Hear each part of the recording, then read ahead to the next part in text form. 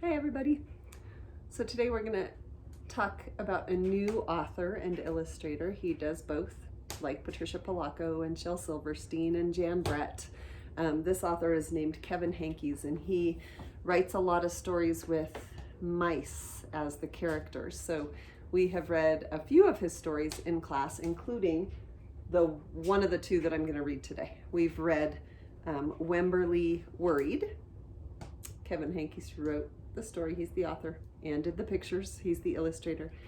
And Wemberly Worried is about a little character who worries about everything. Maybe some of you can relate to that. Worrying is where you just feel like a little bit uncomfortable about something when you think about it, something you think about that should happen or shouldn't happen or might happen, or things that you're not sure about sometimes cause you to worry. And Wemberly worries about everything. So we're going to see how that turns out, because she has one very, very big worry that we get to see kind of play out, and she'll start to feel better about in the end. Wemberly worried about everything. And this book is very old and falling apart.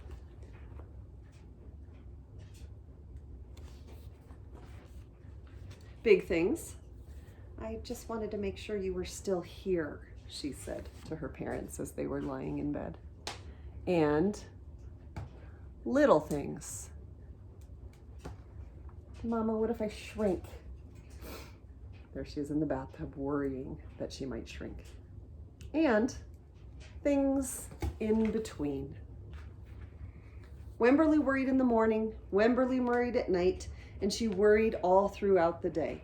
You worry too much, said her mother. When you worry, I worry, said her father. Worry, worry, worry, said her grandmother. Too much worry, said her grandmother.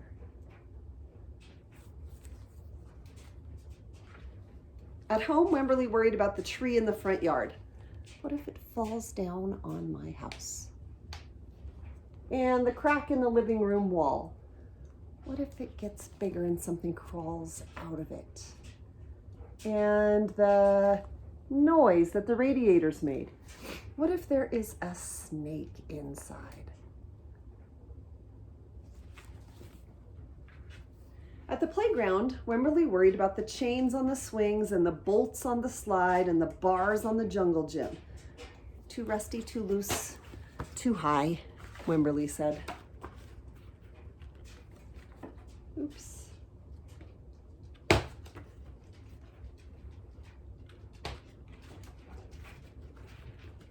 And always she worried about her dog Petal. Shouldn't Petal have a car seat too? I lost Petal. Here she is. Petal, I'll wait for you, when Petal's inside the washer.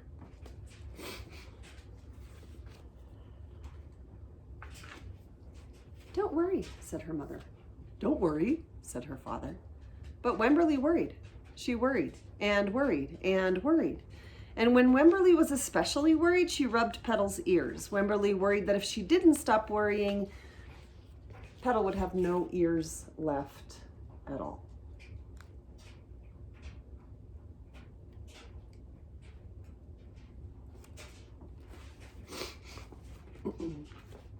On her birthday, Wemberly worried that no one would come to her party. See, said her mother, there was nothing to worry about. But then Wemberly worried that there wouldn't be enough cake for all of the guests who did come to her party. So no matter what, Wemberly finds things to worry about, right? You worry too much, said her mother. When you worry, I worry, said her father. Worry, worry, worry, said her grandmother. Too much worry. On Halloween, Wemberly worried that there would be too many butterflies in the neighborhood parade. And then she worried that she was the only one.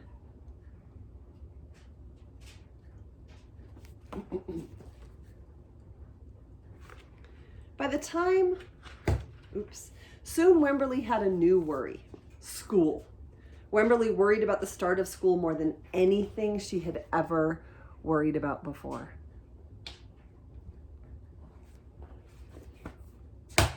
By the time the first day arrived, Wemberly had a long list of worries. What if no one else has spots? What if no one else wears stripes? What if no one else brings a doll? What if the teacher is not nice? What if the room smells bad? What if they make fun of my name? What if I can't find the bathroom? What if I don't like the snack? What if I have to cry? And that's just all the words that are written. All of her worries all written out. I wonder if any of you had those worries when you started school. Don't worry, said her mother. Don't worry, said her father. But Wemberly worried. She worried and worried and worried. She worried all the way there. And Grandma says by my thumb, don't worry. Have fun. While Wemberly's parents talked to the teacher, Mrs. Peachum, Wemberly looked around the room. Then Mrs. Peachum said, Wemberly, there is someone I think you should meet. Her name was Jewel. She was standing by herself. She was wearing stripes. She was holding a doll. So if you look at this picture, do you see where Jewel might be? Wearing stripes and holding a doll. Right here. At first, Wemberly and Jewel just peeked at each other. This is Petal, said Wemberly. This is Niblet, said Jewel. Petal waved. Niblet waved back. Hi, said Petal. Hi, said Niblet. I rub her ears, said Wemberly. I rub her nose, said Jewel.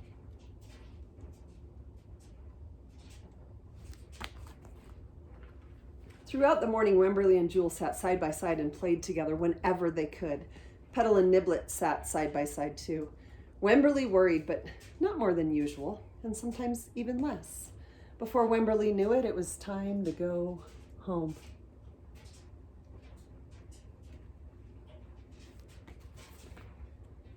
Come back tomorrow, called Mrs. Peachum as the students walked out the door. Wemberly turned and smiled and waved. I will, she said. Don't worry. So now Wemberly's telling her teacher not to worry.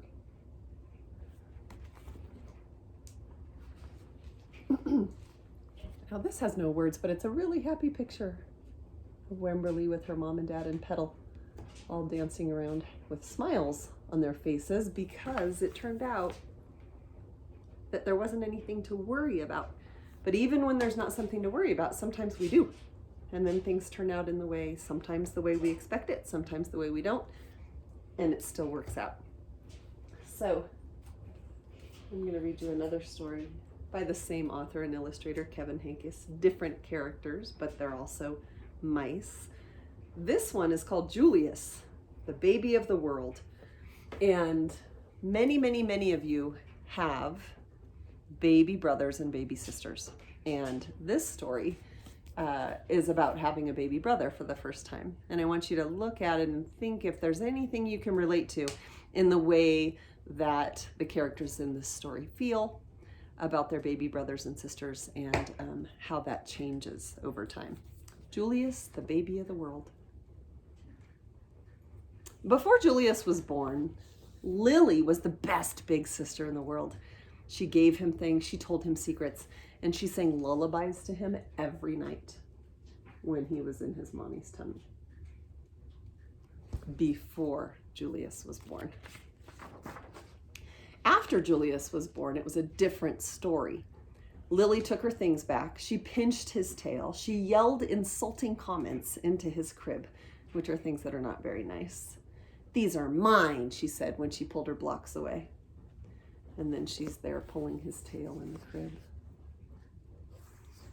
and looking at him. I am the queen, said Lily, and I do not like Julius.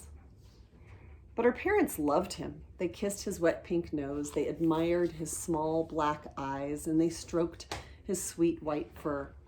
Lily thought his wet pink nose was slimy. She thought his black eyes were beady. And she thought his sweet white fur was just not so sweet, especially when he needed his diaper changed. Julius is the baby of the world, said Lily's parents. Disgusting, said Lily. And there are her parents holding Julius with Lily in the background. Not super excited. Lily had to share her room with Julius. After Julius goes away, can I have my room back? Lily asked. Julius isn't going anywhere, Lily's mother said. And he didn't. He stayed and stayed and stayed. Lily was supposed to be very quiet while Julius slept. After Julius goes away, can I talk like a normal person again? She shouted. Julius isn't going anywhere, said Lily's father. And he didn't. He stayed and stayed and stayed.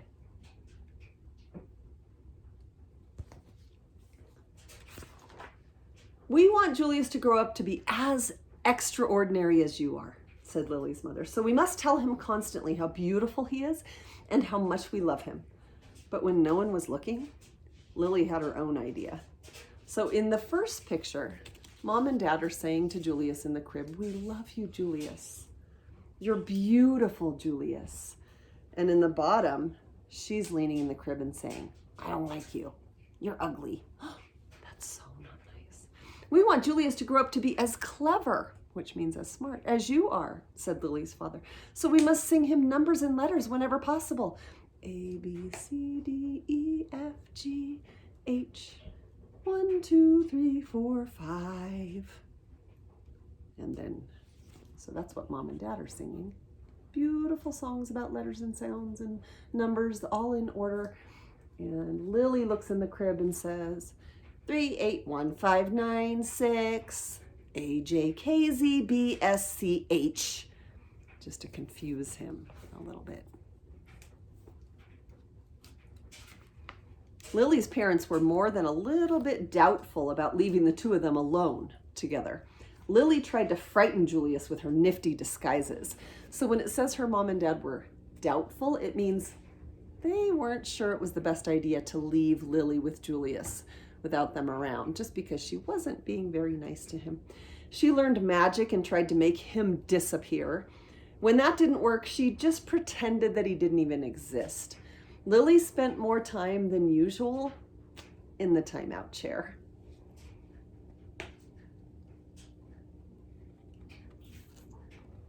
There she is.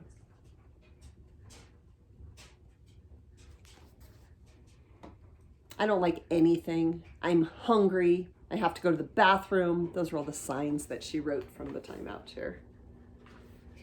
Lily's parents showered her with hugs and kisses and treats of all shapes and sizes. They even let her stay up 15 minutes later every night. But it didn't matter. Nothing worked. I am the queen, said Lily, and I do not like Julius. But her parents loved him. They kissed his wet pink nose, they admired his small black eyes, and they stroked his sweet white fur. Julius is the baby of the world, said Lily's parents.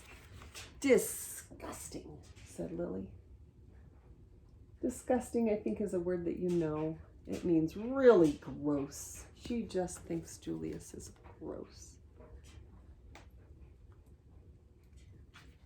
Lily's parents were amused, which means they loved it, when Julius blew bubbles. Can you believe it? They exclaimed. But if Lily did the same thing, they said, Lily, mind your manners, please. Lily's parents were dazzled when Julius babbled and gurgled.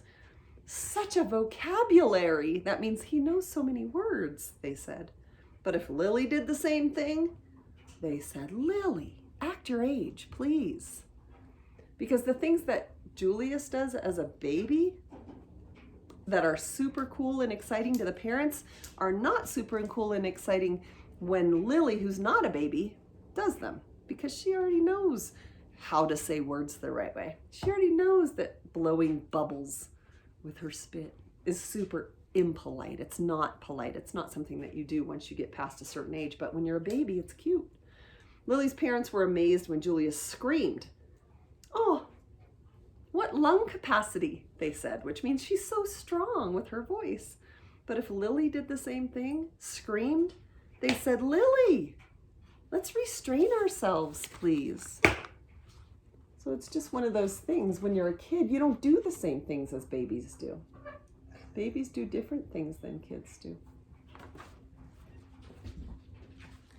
One morning when Lily was busy playing opera, singing like that, her mother said, why don't you put some of that verbal exuberance to good use? That means Why don't you do something with your voice that is a good idea?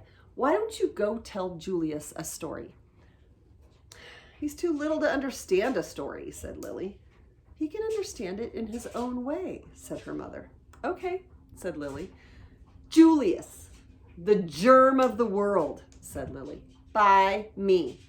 Once upon a time, said Lily, there was a baby. His name was Julius. Julius was really a germ. Julius was like dust under your bed. If he was a number, it would be 0. If he was food, it would be a raisin. 0 is nothing. Raisins taste like dirt. The end, said Lily. The story earned her 10 minutes in the timeout chair. Why do you think she had to go to timeout for that story? Was that a story that would make Julius feel happy or good? Was she saying kind things to him? No, she was thinking of things to say that were not kind of mean, actually. Lily warned her friends Chester and Wilson and Victor about babies. Trust me, they're dreadful, which means just terrible, awful, said Lily. She warned strangers about babies too. You will live to regret that bump in your tummy, she told the lady walking by. Lily ran away 7 times in one morning. I'm really leaving this time, she said. Who knows where they'll find me? The same afternoon, Lily had a tea party and everyone came, everyone except Julius. His invitation must have been lost in the mail, she explained.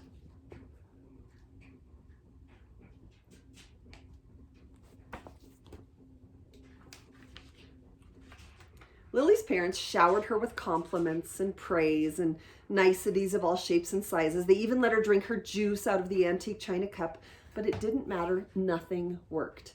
I'm the queen, said Lily, and I do not like Julius. But her parents loved him. They kissed his wet pink nose. They admired his small black eyes. They stroked his sweet white fur. Julius is the baby of the world, chimed Lily's parents. Disgusting, said Lily.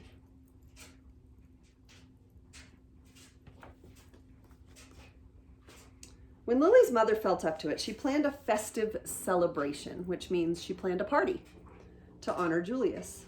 All the relatives came. There was quite a spread, meaning lots of different things to eat and decorate with. What's the big deal, said Lily. Haven't they all seen a silly lump before? Apparently not. All afternoon the relatives hovered over Julius. They kissed his wet pink nose, they admired his small black eyes, and they stroked his sweet white fur. As you can see a picture of quite the party there.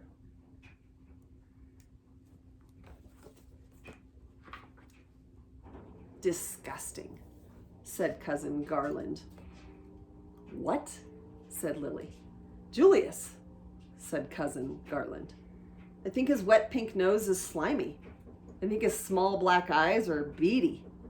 And I think his sweet white fur is not so sweet. He needs his diaper changed. Lily's nose twitched. Her eyes narrowed. Her fur stood on end, and her tail started to quiver. You are talking about my brother, said Lily to Cousin Garland. And for your information, his nose is shiny, his eyes are sparkly, and his fur smells like perfume. Cousin Garland was speechless. He can blow bubbles, said Lily.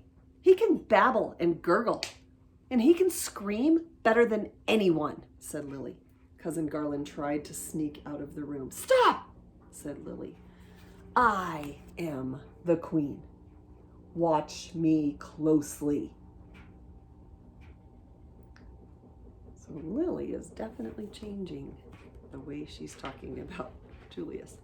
Lily picked up Julius. She kissed his wet pink nose. She admired his small black eyes. She stroked his sweet white fur. Your turn, said Lily, handing Julius over to Cousin Garland. Kiss, admire, stroke, said Lily. Now repeat after me, said Lily. Julius is the baby of the world. Julius is the baby of the world, said Cousin Garland. Louder, said Lily. Julius is the baby of the world, shouted Cousin Garland, because Lily ordered her to. And from then on, he was. in everyone's opinion, especially Lily's. And that's the end. So in both stories, there was a little bit of stress, right? Wimberly was stressed, worried about going to school and all the things besides going to school. She worried about everything. And in this one, Lily was stressed because she had a baby brother that she had to get used to. She was used to having all of her parents' attention and getting to do the things that she wanted to do, and knowing that her mom and dad could always watch her and see how well she did and tell her how great she was. And then along came Julius, and it changed everything, and she didn't like it at first. She didn't like sharing the attention. She didn't like having to do things that she used to be able to do by herself, all on her own. She didn't like having to share those things, especially the attention from her parents. But as soon as someone else said something about Julius, her brother, that wasn't nice, all of a sudden she was like, wait a minute, that's my brother, and I love him, and he is the greatest in the world. So what I would like you to think about from both of these stories is sometimes we have feelings that are not easy, feelings of worry, feelings of stress, feelings of jealousy sometimes, thinking someone else has something that you want, like when Lily felt like Julius had all the attention that she wanted. And if we work through those things and we pay attention to them, there are ways that we can help them go away and feel better, less stressed, less jealous, less worried. So work on that. When you have feelings that make you feel uncomfortable or worried or stressed out, think about ways that you can change that and things that you can do that make you feel better, because there are all kinds of ways to do that. You can pick different things to think about. You can pick things that you like to do and do them. You can think about nice things to say to people to help them feel better, which always makes you feel better. So think about those things. Have a great day, and I'll see you tomorrow.